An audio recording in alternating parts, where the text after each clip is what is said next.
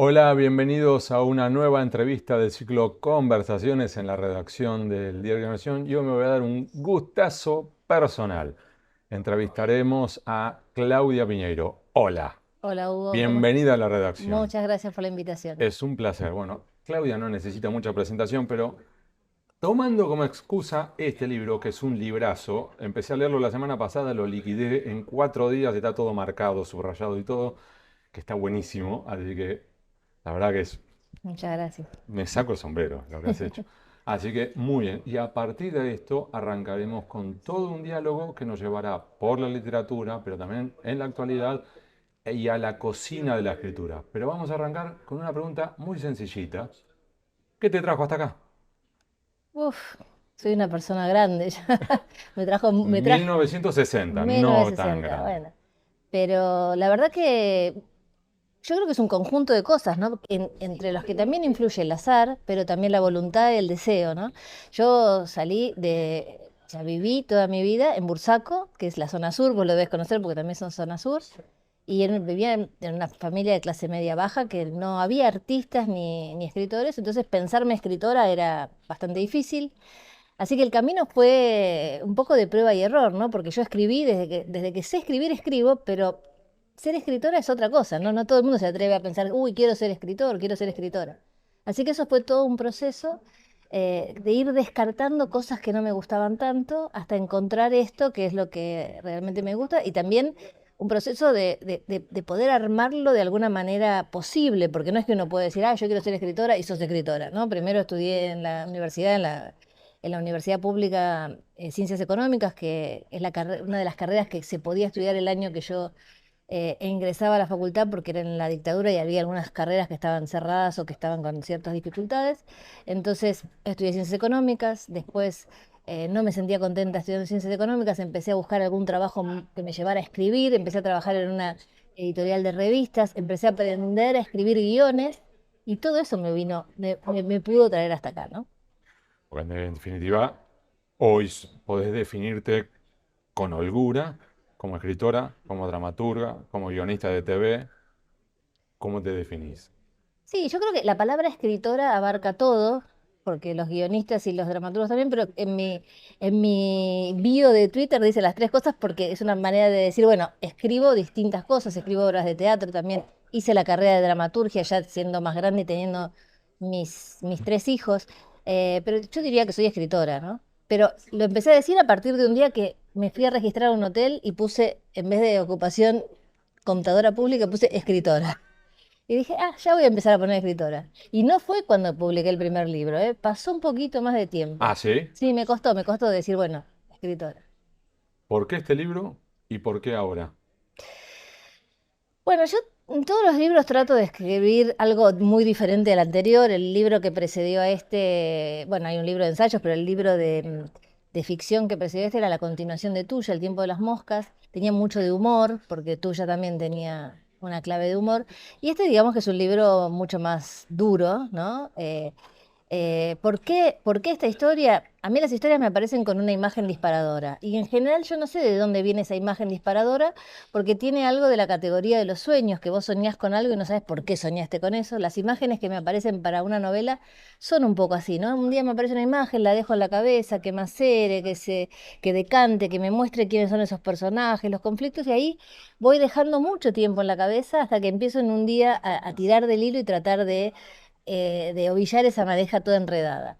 O Eh, sea que los primeros, si querés, ruidos, por ahí fueron meses antes, sí, sí, años sí, sí. antes de que vos te sientes a... Meses antes de. Sí, me lleva varios meses, no me lleva un mes. Capaz que estoy ahora con la próxima, por ejemplo, hace 3, 4 meses que la tengo en la cabeza, todavía no escribí una palabra. Pero que la vas Pero rumiando, la todos los días vas... le voy sumando cosas a ese personaje y voy investigando cosas de lo que le voy sumando. Entro mucho por los personajes, ¿sabes? Yo creo que la novela es una excusa para entender quiénes son esos personajes. Entonces, para armar esos personajes, armando esos personajes, se me va definiendo la historia.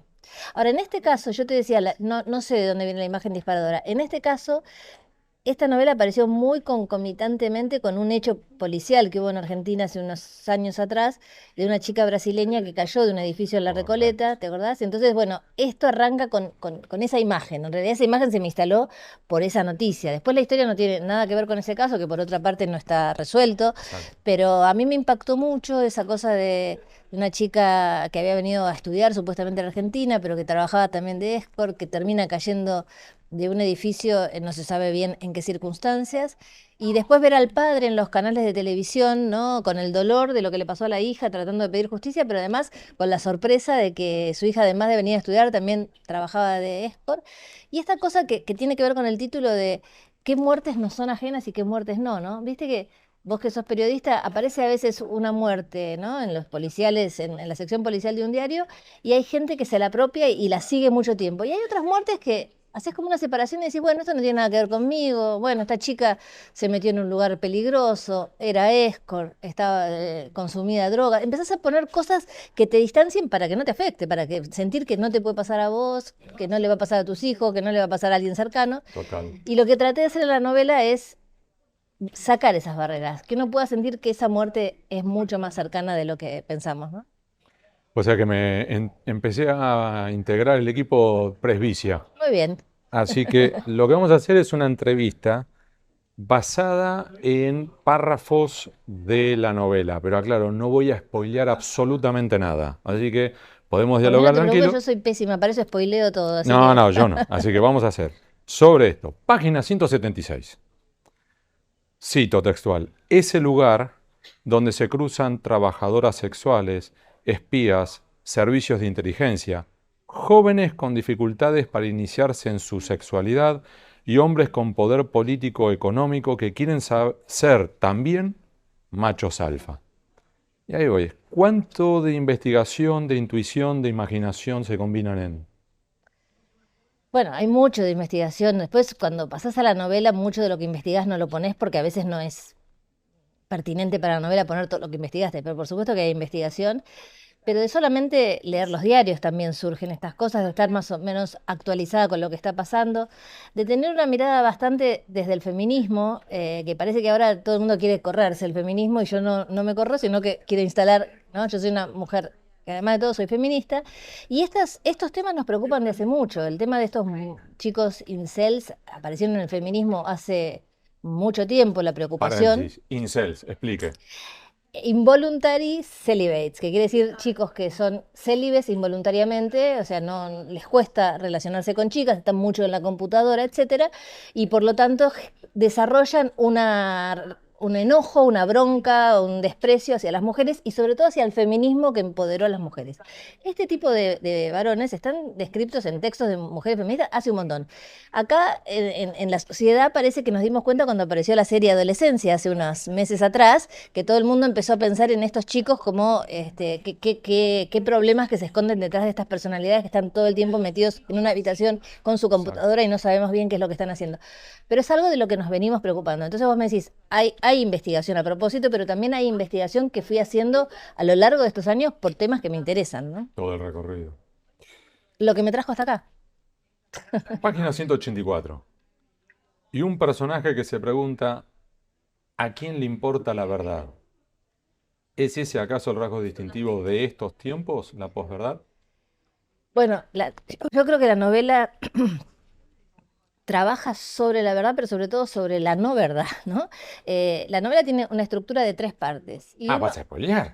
eso no pasa nada, tres Bueno, yo partes. te detengo a vos, dale. Vos avanzá. Y esas tres partes uno puede decir, bueno, son tres puntos de vista, pero en realidad no son tres puntos de vista lo clásico, en el sentido de que un punto de vista es vos sentado de ese lado de la mesa, mirás este vaso desde allá y yo sentada de este lado de la mesa, miro el vaso desde acá y lo vemos distinto porque vos estás allá y yo estoy acá. Pero que al final Pero de el esa vaso es el lectura, mismo vaso. y que al final de la lectura uno puede decir, se complementaron y me enriquecieron la mirada El sobre. vaso es el mismo. En cambio, en esta novela hay tres versiones de narrador, lo que se llama en literatura narrador no confiable. Vos lees al primero y decís, ah, mirá todo lo que pasó. Y cuando pasás al segundo decís, pero ¿cómo? ¿El primero me estaba mintiendo o me están mintiendo este? Y cuando pasás al tercero decís, ah, pero ¿me mintieron los dos anteriores o el que me miente es el tercero? Que es exactamente lo que viví, así que te felicito, porque fue así. Pero el narrador no confiable es eso y me parece que replica lo que vivimos hoy permanentemente cuando nos enfrentamos con las noticias, cuando nos enfrentamos con el hoy y el día.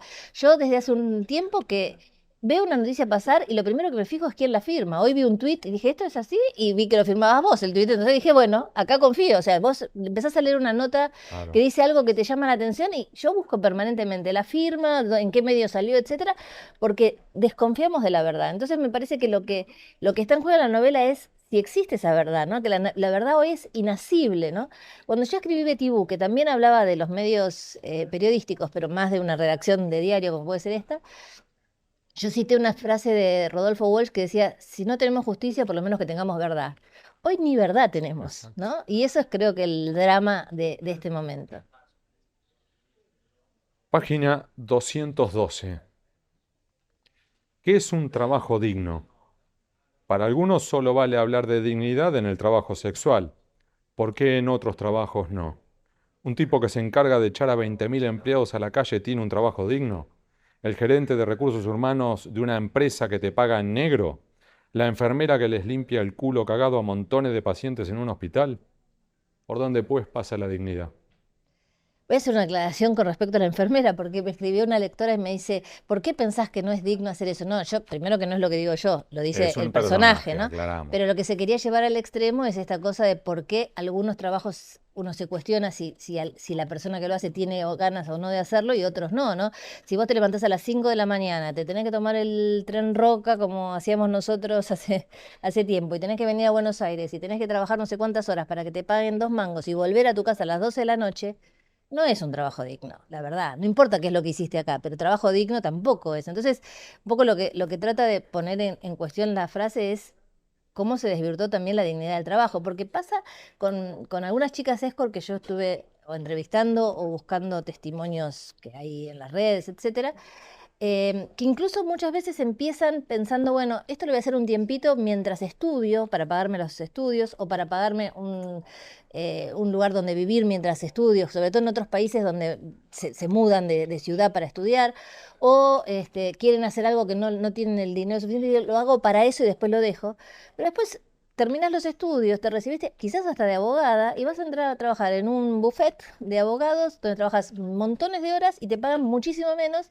Y la chica se pregunta, ¿y por qué? ¿Por qué está bien que me paguen por tanto trabajo tan poco? Entonces, ahí hay algo que se quebró. Sobre todo después de la pandemia, me parece que hay una ilusión que se quebró en los jóvenes, ¿no? Y entonces Sí, eso hizo que muchos varones se fueran para el lado de conseguir dinero rápido con las criptomonedas y con el juego online, y muchas chicas para este tipo de páginas tipo OnlyFans y ese tipo de acercamientos al trabajo sexual, que no es trabajo sexual exactamente, pero que está en ese marco, ¿no? total.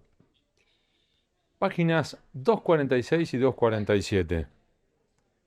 A la hora de conformar el cupo de género impuesto por una ley que ellos rechazan, estamos hablando de un determinado sector, no vamos a spoiler, pero hay un sector que, muy crítico de esto, esos mismos hombres que rechazan la ley de cupo recurren a chicas que conocieron el mercado del trabajo sexual.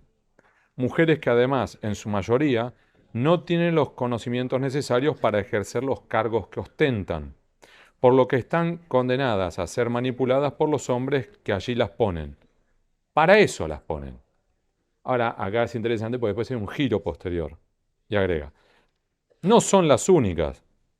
El gobierno en sus distintos estamentos está lleno de hombres sin condiciones para ejercer los cargos públicos que ocupan, aunque eso no lo cuestione nadie. Ni la política es el único campo en el que se da esa situación. ¿Es esta una deuda pendiente de nuestra democracia o incluso, me corrijo, de nuestra sociedad? No, yo creo que de la sociedad, ¿no? Me parece que seguimos con este tema de que si las mujeres ya tenemos los mismos derechos que los hombres, y creo que es evidente que no, en muchos lugares, ¿no? En los papeles puede ser que tengamos los mismos derechos, pero después vos vas a montones de lugares donde está el poder y lo que ves son hombres. Para tomar este mundo, ¿no? El periodismo, ¿no? Cada vez que sale un programa nuevo, no sé si vos viste las fotos, son 6 tipos así con el verde y una chica. Que vos decís, a lo mejor hasta la ponen porque se dan cuenta que ya es un papelón, que tienen que poner a alguna chica, ¿no? Y eso me parece que se ve en muchos ambientes. En el caso de la política, justamente el partido en el que trabaja la novela es un partido nuevo, que no tiene una tradición, porque los partidos más tradicionales, el radicalismo, el peronismo, el promismo, la izquierda ni hablar, vienen de años y años de militancia donde hay hombres y mujeres. En algunos partidos le darán más lugar a los hombres, a las mujeres, en otros no tanto, pero digamos, vos conocés militantes mujeres de toda la vida de esos partidos. En cambio, en los partidos nuevos que surgieron en los últimos años, sobre todo desde la ultraderecha, en general eran señores que se juntaban para armar un partido y después tenían que buscar chicas que pudieran completar esos cupos. Si vos ves las últimas listas de concejales, se ven de concejales es lo que las últimas listas que aparecieron ahora hace poco De de distintas candidatas provincias, a, legislaturas exacto, provinciales y demás. legislaturas provinciales. eh, hay muchas chicas, vos no sabés en lo que trabajan, pero que te das cuenta que no tienen ninguna preparación para estar en ese cargo. Vuelvo a decir lo mismo que digo en la novela. Hay muchos hombres que tampoco tienen ninguna preparación. Pero esta novela está trabajando sobre el uso de las mujeres que se dedican al trabajo sexual para fines políticos, ¿no? Si escribe una novela sobre otra cosa, a lo mejor aparecen estos personajes varones, que también los hay. Pero me parece que en los últimos tiempos se ve mucho. ¿Puede una prostituta ser diputada de la Nación? Por supuesto que Por sí. supuesto. Pero si tiene una preparación, si tiene un interés, la preparación no necesariamente tiene que ser universitaria, puede ser una preparación por haber trabajado en el campo social, por lo que sea, ¿no?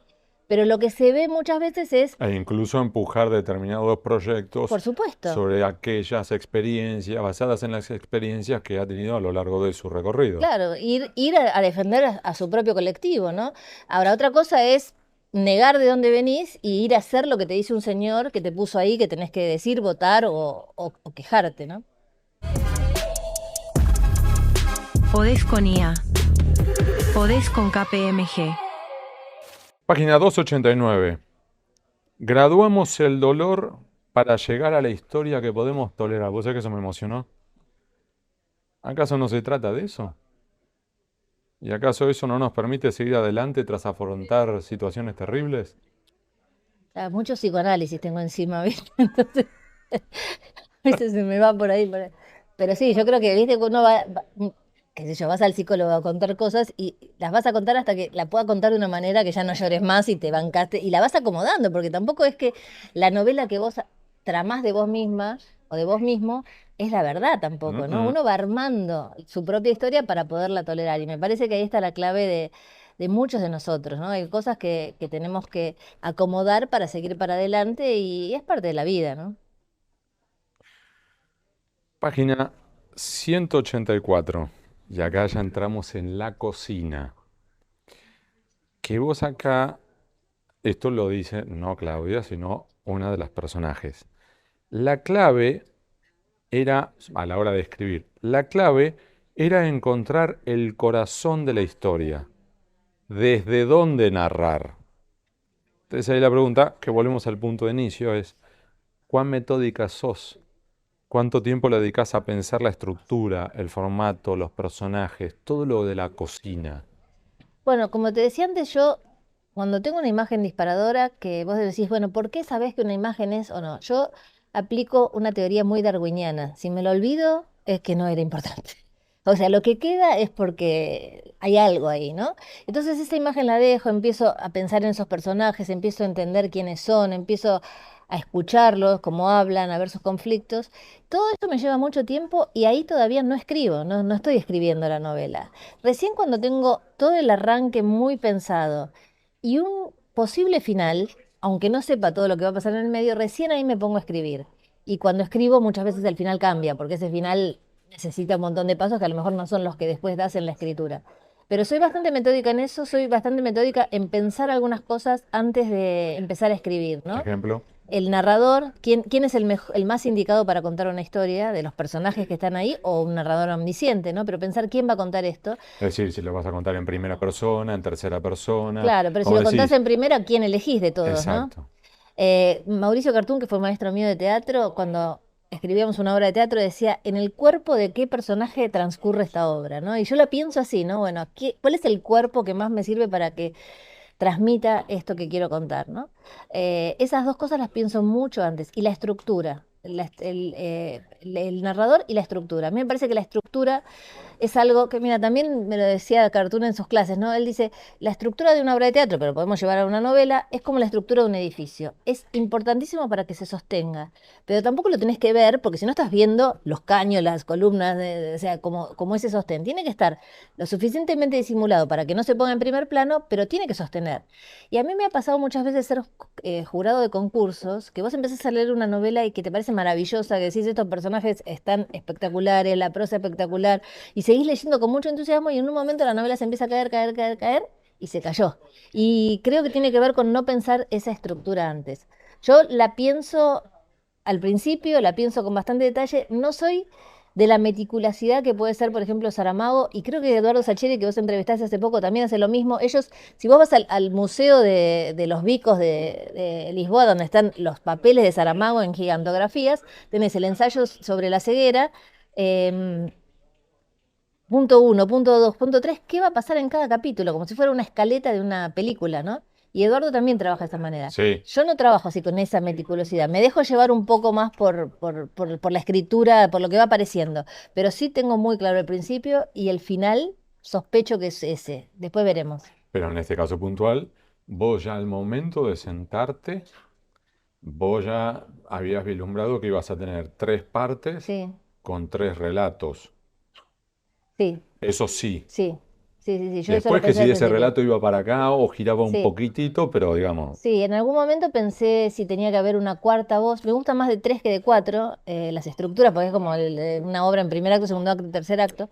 Fortuna de Hernán Díaz, que es un libro extraordinario, tiene sí. cuatro y funciona súper bien. A mí me gusta más tres, pero en un momento pensé si no tenía que poner una parte contada por el protagonista de la novela de Pablo Ferrer, que es el hombre que contrata trabajo sexual, que es un hombre casado con su familia y que se justifica por qué contrata trabajo sexual. Ah, Pero no esa. lo pude sostener, ¿entendés? O sea, lo empecé a escribir y yo dije, yo no puedo llevar esta voz tanto tiempo. La puedo llevar un poco, como lo llevo en la segunda parte. En la segunda parte Cuando aparece esa voz. dialoga, Pero siento que en esa voz hay una hipocresía que a mí me cuesta mucho sostener tanto tiempo, ¿no? vos elegís incluso los nombres de los personajes. Sí, los pienso muchísimo los nombres. Los nombres de Hay uno, pila, por ejemplo, que es. Bueno, no voy a decir, dale, vamos.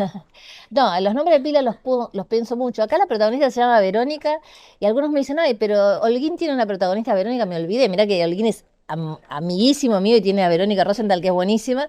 Pero me pasó que una vez una lectora en Instagram me pone, yo sería muy feliz si alguna vez un personaje tuyo se llamara Verónica como yo. Y pensé, la próxima novela le voy a dar el gusto. Toma, ahí Y tenés. ahí estuvo Verónica, ¿no?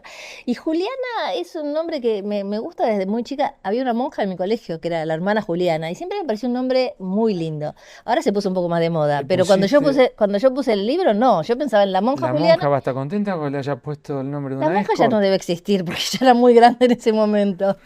Pero bueno, pero yo trato a la escort con la misma Sí, melosidad con la que trato a la total, periodista, o sea, no es hay cierto. ahí ninguna Y diferencia. a la hora de. Pero perdóname, A los ver, apellidos, ¿qué me pasa con los apellidos? Yo le ponía todos apellidos españoles gallegos, porque como yo soy de familia gallega por los cuatro ramas, me sentía como que si le ponía a los personajes apellidos muy connotados con una nacionalidad que yo no conocía, me iba a costar, aunque ese personaje estuviera hoy acá en la Argentina, traer su pasado, sus claro. tradiciones, me costaba.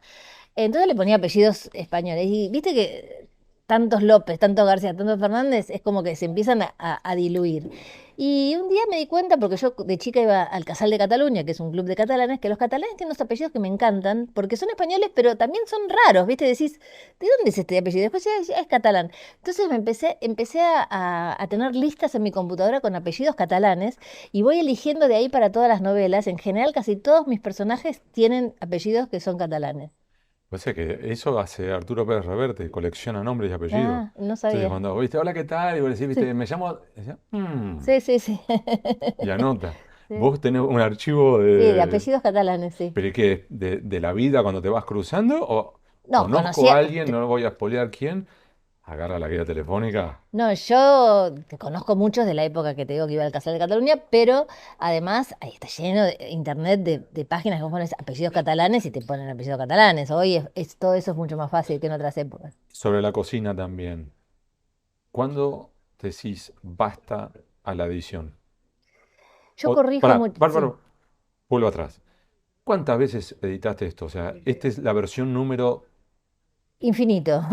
¿Por qué? Porque yo corrijo muchísimo mientras estoy trabajando. O sea, hay algunos autores que llegan al final y ahí se ponen a corregir.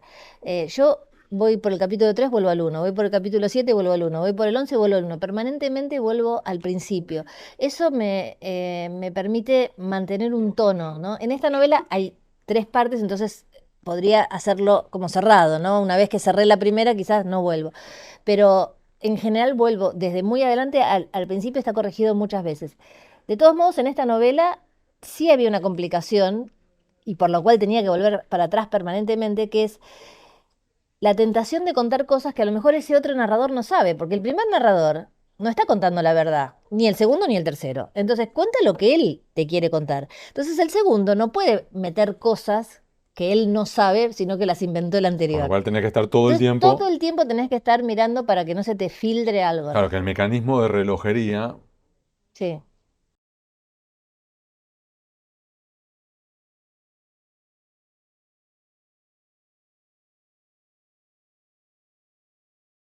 Página 155.